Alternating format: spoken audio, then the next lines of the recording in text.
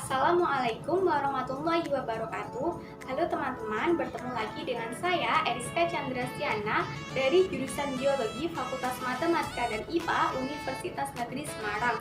Pada kesempatan kali ini, kita akan belajar bersama-sama mengenai materi tentang protista. Akan tetapi sebelum itu, perlu untuk diketahui tujuan pembelajaran pada kali ini. Tujuan pembelajarannya yaitu setelah melalui proses pembelajaran ini, siswa diharapkan mampu untuk mengklasifikasikan kingdom protista berdasarkan ciri-ciri khusus yang dimiliki dan mampu untuk mengetahui peranannya baik secara positif maupun negatif bagi kehidupan. Nah, tanpa perlu untuk berlama-lama lagi, marilah kita langsung masuk ke materi. Oke teman-teman, sekarang kita akan mulai pembelajarannya ya. Kalian sudah melihat gambar yang disajikan kan? Apakah kalian merasa asing ketika melihat gambar tersebut? Kalian tahu tidak itu sebenarnya gambar apa? Apakah gambar hewan, tumbuhan, atau gambar yang lain? Nah, gambar yang kalian lihat bukanlah gambar hewan atau tumbuhan, akan tetapi gambar tersebut adalah gambar protista. Ada protista yang mirip hewan, protista mirip tumbuhan, dan protista mirip jamur. Kemudian pertanyaannya adalah, apa itu protista? Protista berasal dari bahasa Yunani, protos, yang berarti pertama. Artinya, protista merupakan kelompok makhluk hidup eukariotik yang paling pertama, hasil evolusi prokariotik yang tidak termasuk ke dalam kingdom animalia atau hewan, plantae atau tumbuhan, dan fungi atau jamur. Mengapa protista tidak dapat dimasukkan ke dalam kingdom tersebut?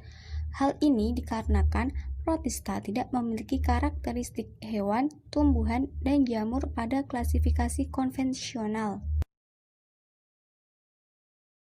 Ciri-ciri umum protista. 1. Protista merupakan organisme eukariotik atau memiliki membran inti. 2. Organel sel lebih kompleks daripada sel prokariotik. 3. Beberapa protista ada yang uniseluler atau memiliki sel tunggal dan multiseluler atau memiliki banyak sel. 4.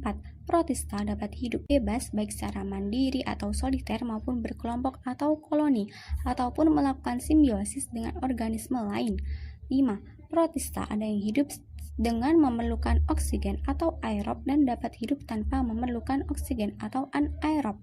6. Heterotrof atau fotoautotrof. Protista heterotrof adalah protista yang tidak memiliki klorofil dan tidak berfotosintesis, sedangkan protista fotoautotrof adalah protista yang memiliki klorofil dan mampu berfotosintesis. 7. Protista bereproduksi secara seksual dan aseksual. 8. Beberapa memiliki alat gerak atau motilitas seperti protozoa. 9. Beberapa memiliki pigmen warna seperti algae. Dan 10. Habitat di air atau di tempat-tempat yang lembab. Protista diklasifikasikan menjadi 3 kelompok, yaitu protista mirip hewan atau protozoa, protista mirip tumbuhan atau alga, dan protista mirip jamur. Baik, yang pertama yaitu protista mirip hewan atau protozoa. Persamaan dan perbedaan hewan tingkat tinggi dan protozoa. Persamaannya yaitu hewan tingkat tinggi dan protozoa memiliki alat gerak yang berfungsi untuk bergerak secara bebas dan membantu memperoleh makanan. Sedangkan perbedaannya yaitu hewan tingkat tinggi termasuk multiseluler, sedangkan protozoa termasuk uniseluler. Ciri-ciri umum protozoa yaitu 1. Memiliki pelikel atau selaput tubuh yang keras untuk membantu mempertahankan bentuk tubuh kecuali amoeba. 2. Memiliki trikosis atau struktur di bagian korteks tubuh berupa rongga dan benang panjang sebagai alat mempertahankan diri, contohnya paramecium. 3. Dapat membentuk sista untuk bertahan hidup. Sista merupakan bentuk sel protozoa yang terdehidrasi dan berdinding tebal, mirip dengan endospora yang terjadi pada bakteri. Dan yang keempat, cara makan protista dilakukan secara fagositosis. Berdasarkan alat geraknya, protista diklasifikasikan menjadi 4 filum, yaitu Rhizopoda atau Sarcodina, kaki semu, Flagellata, bulu cambuk, Ciliata, rambut getar, dan Sporozoa. 1. Rhizopoda atau Sarcodina. Ciri-ciri rhizopoda yaitu bergerak dengan kaki semu atau pseudopodia. Sitoplasma terdiri atas ektoplasma dan endoplasma. Reproduksi dengan pembelahan biner, hidup bebas di alam dan parasit pada hewan dan manusia, serta memiliki vakuola makanan untuk mencerna makanan dan vakuola kontraktil untuk menjaga keseimbangan nilai osmosis sel. Kemudian, gambar di sampingnya merupakan gambar struktur tubuh Amoeba proteus yang memiliki bagian-bagian tubuh yaitu pseudopoda sebagai kaki semu untuk bergerak, vakuola kontraktil, vakuola makanan, nukleus atau inti sel, membran sel, endoplasma, dan ekstoplasma. Contoh rhizopoda yaitu Amoeba proteus, Radiolaria, Entamoeba gingivalis, Foraminifera, dan lain sebagainya. Reproduksi rhizopoda dilakukan secara aseksual yaitu dengan pembelahan biner. Misal reproduksi pada amoeba. Mula-mula amoeba menjadi bulat dan inti selnya menjadi panjang. Kemudian inti sel membelah diikuti pembagian protoplasma. Dan yang terakhir, sitoplasma ikut membelah dan membentuk dua amoeba baru. 2. Flagellata atau Mastigospora. Flagellata merupakan organisme yang menggunakan flagel atau bulu cambuk sebagai alat geraknya. Flagellata dibagi menjadi dua kelompok, yaitu Phytoflagellata dan Zooflagellata. Phytoflagellata mempunyai ciri-ciri yaitu autotrof atau dapat menghasilkan makanan sendiri sebab mempunyai klorofil. Kemudian hidup di perairan yang bersih, reproduksi seksual dengan konjugasi, dan reproduksi aseksual dengan pembelahan biner. Sedangkan Zooflagellata mempunyai ciri-ciri heterotrof atau tidak dapat menghasilkan makanan sendiri sebab tidak mempunyai klorofil, bentuknya menyerupai hewan, dan reproduksi terjadi hanya secara aseksual dengan pembelahan biner. Contoh Phytoflagellata yaitu Euglena viridis, Nocticula miliaris, dan lain sebagainya.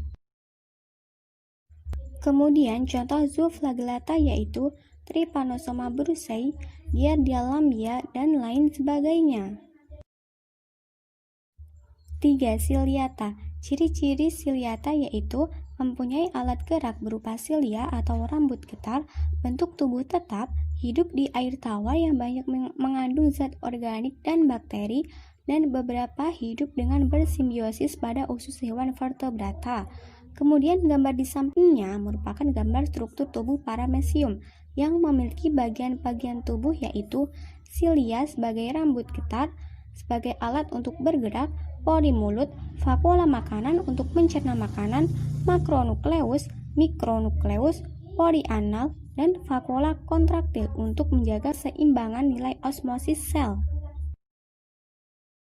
Contoh ciliata yaitu Paramecium caudatum, Stentor, Didinium, Verticella, dan lain sebagainya. Reproduksi ciliata dilakukan secara seksual dengan konjugasi dan secara aseksual dengan pembelahan biner. Proses konjugasi pada Paramecium adalah sebagai berikut. 1. Dua Paramecium saling berdekatan lalu saling menempel. Kemudian terjadi dua sel saling menempel pada bagian mulut sel. Membran pada sel yang saling menempel tersebut melebar dan membentuk suatu saluran.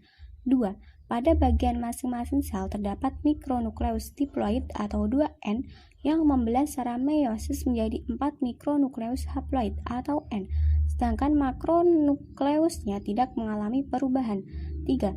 Selanjutnya, masing-masing 4 mikronukleus haploid atau N di setiap sel membelah secara mitosis menjadi 8 mikronukleus atau N. 4. 8 mikronukleus yang terbentuk, 7 mikronukleus hancur, sehingga setiap sel hanya memiliki 1 mikronukleus dan 1 makronukleus. 5. Mikronukleus membelah secara mitosis menjadi 2 mikronukleus, sedangkan makronukleus lenyap, sehingga pada sel-sel hanya mengandung mikronukleus. 6. Terjadi saling tukar-menukar mikronukleus, yaitu mikronukleus pindah ke sel lain dan sebaliknya.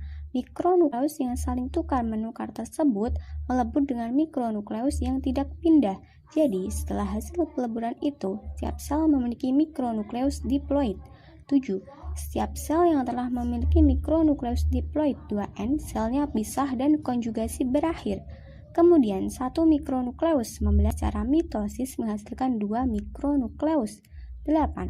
Salah satu dari dua mikronukleus itu tumbuh menjadi makronukleus, sehingga setiap sel memiliki satu mikronukleus dan satu makronukleus. Kemudian, proses pembelahan biner pada paramecium dilakukan dengan pembelahan mikronukleus, diikuti dengan pembelahan makronukleus, kemudian terjadi pembagian protoplasma, dan yang terakhir, sitoplasma ikut membelah dan membentuk dua paramecium baru. 4. Sporozoa.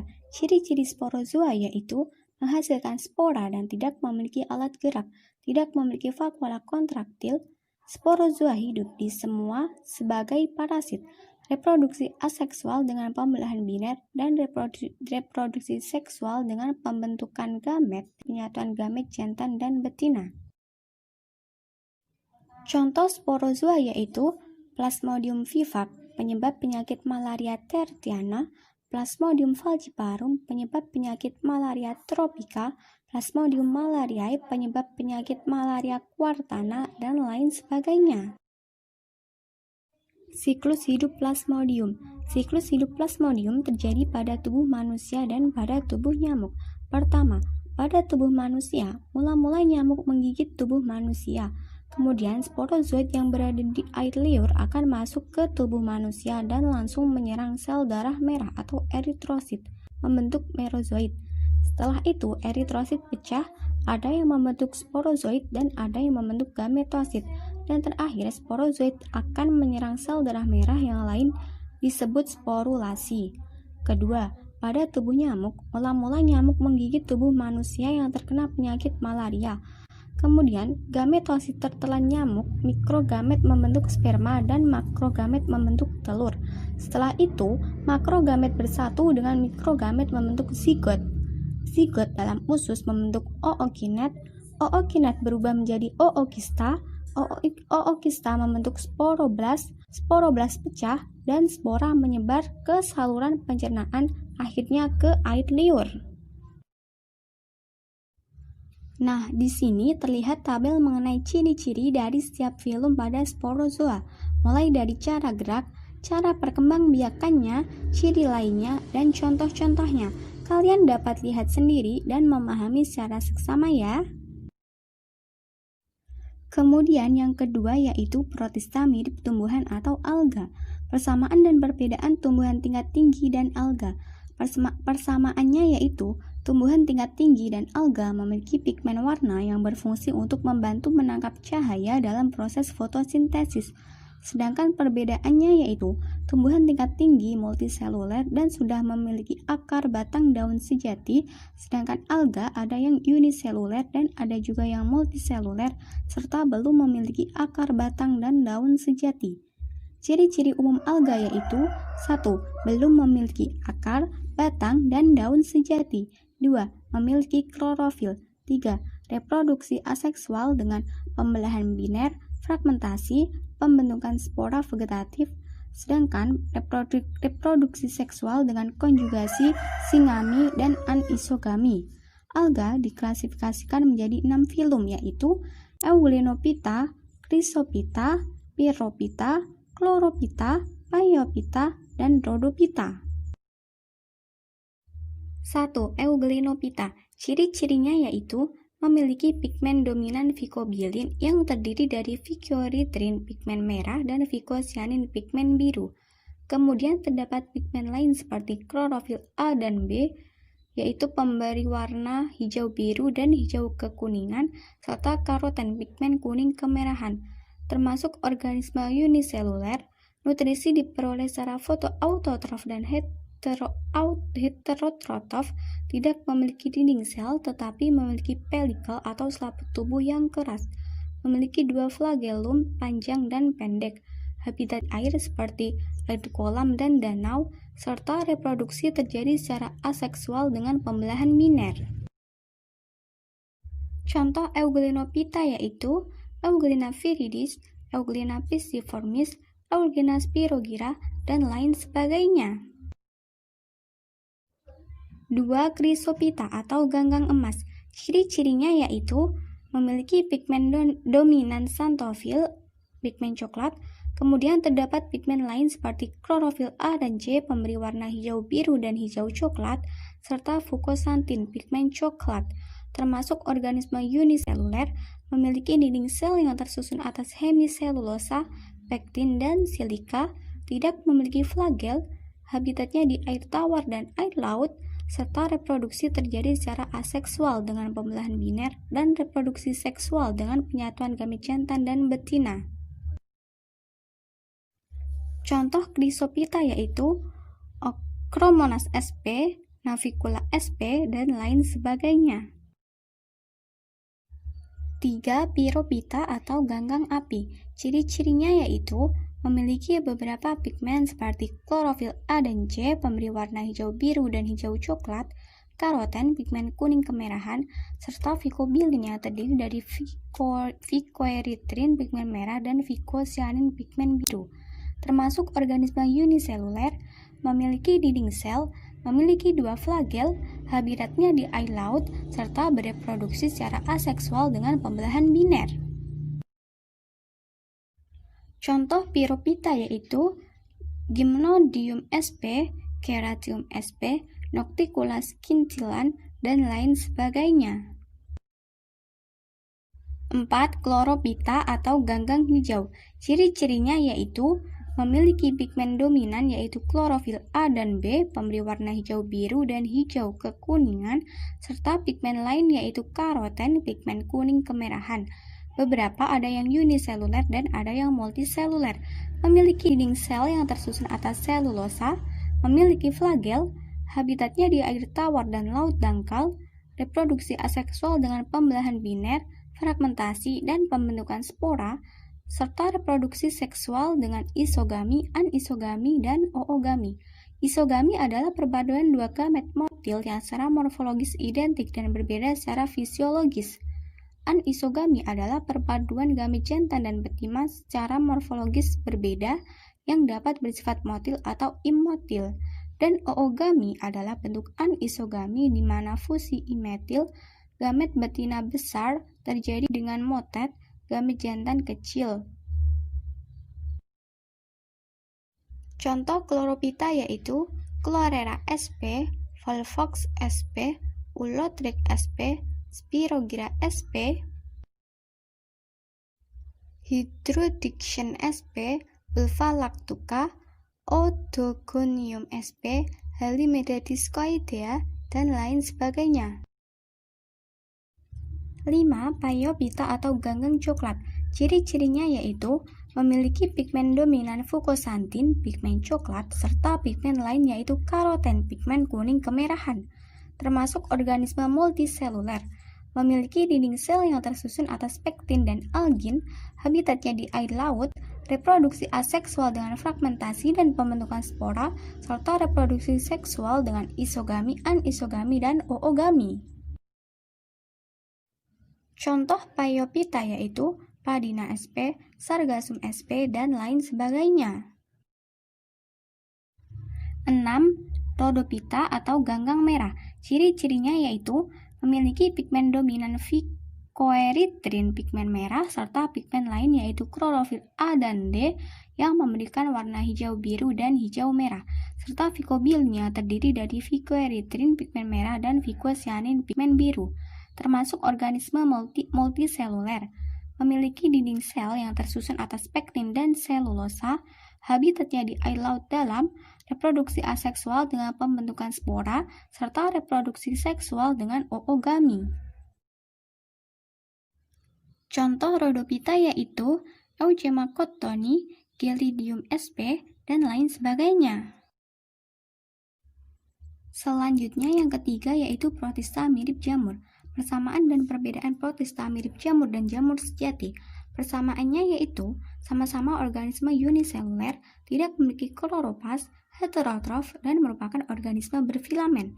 Sedangkan perbedaannya yaitu Protista mirip jamur memiliki dinding sel yang tersusun atas selulosa dan memiliki 2 flagella atau biflagellata. Sedangkan jamur sejati memiliki dinding sel yang tersusun atas polisakarida serta tidak memiliki flagel atau non-flagellata. Ciri-ciri umum Protista mirip jamur yaitu 1. Hidup secara bebas atau sebagai parasit. 2. Reproduksi terjadi secara seksual dengan penyatuan gamet dan pembentukan oospora, serta reproduksi secara aseksual dengan membentuk zoospora. Protista mirip jamur diklasifikasikan menjadi 3 filum, yaitu Acrasiomycota atau jamur lendir aseluler, Myxomycota atau jamur lendir, dan Oomycota jamur air. 1. Acrasiomycota atau jamur lendir aseluler. Ciri-cirinya yaitu habitatnya di lingkungan yang lembab, memiliki bentuk tubuh seperti lendir, hifa bersekat, berinti banyak, dan bereproduksi secara seksual dengan singami. Singami yaitu peleburan gamet jantan dan betina untuk membentuk zigot, serta reproduksi aseksual dengan membentuk tubuh buah atau fruiting body. Contoh Acrasiomycota yaitu Dictyostelium discoideum. 2. Myxomycota atau jamur lendir.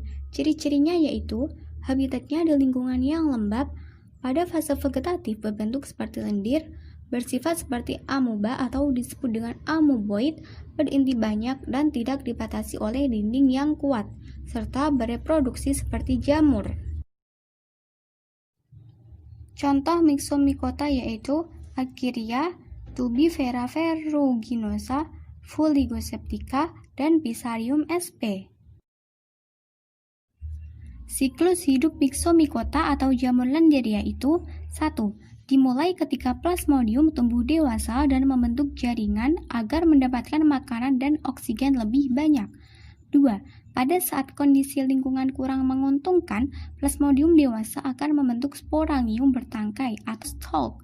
Dalam hal ini, plasmodium dewasa memiliki kromosom diploid atau 2N. 3. Di dalam sporangium terjadi pembelahan secara meiosis dan menghasilkan spora yang haploid atau N. Spora ini tahan terhadap kekeringan. 4.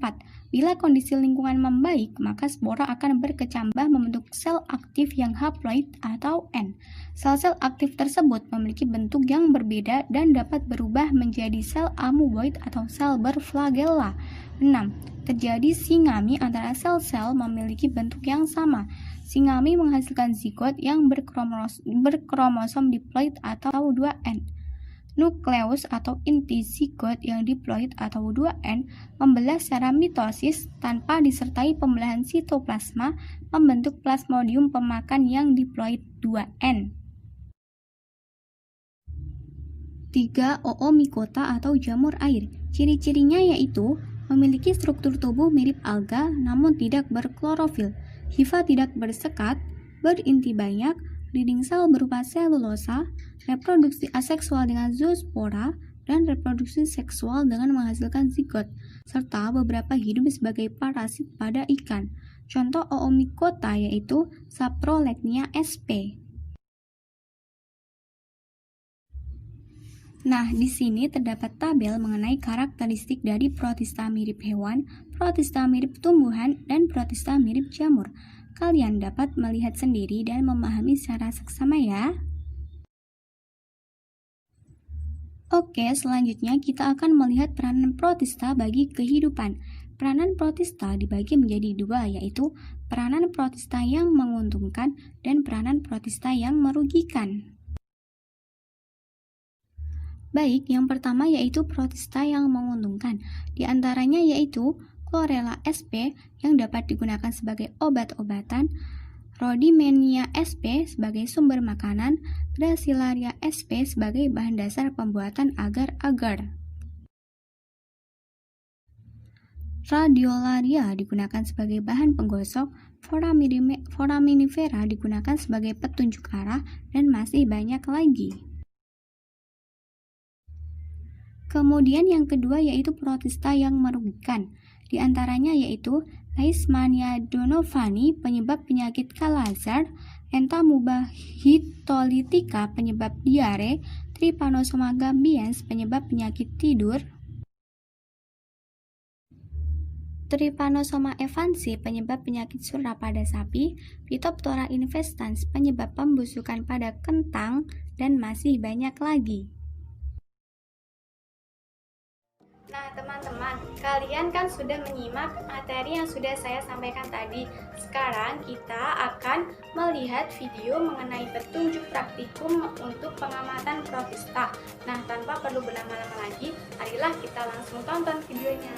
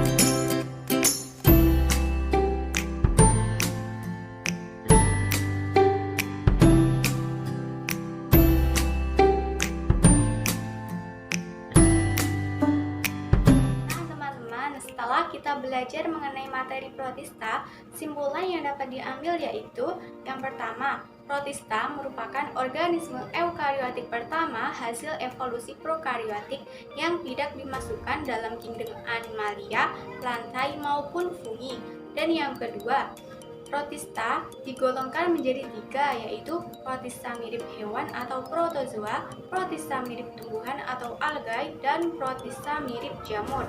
Yang ketiga, protista mirip hewan diklasifikasikan menjadi 4 filum, yaitu Rhizopoda, Flagellata, Ciliata, dan Sporozoa. Yang keempat, Protista mirip tumbuhan atau algae diklasifikasikan menjadi 6 filum, yaitu Euglenophyta, Chrysophyta, Pyrophyta, Chlorophyta, Phaeophyta, dan Rhodophyta.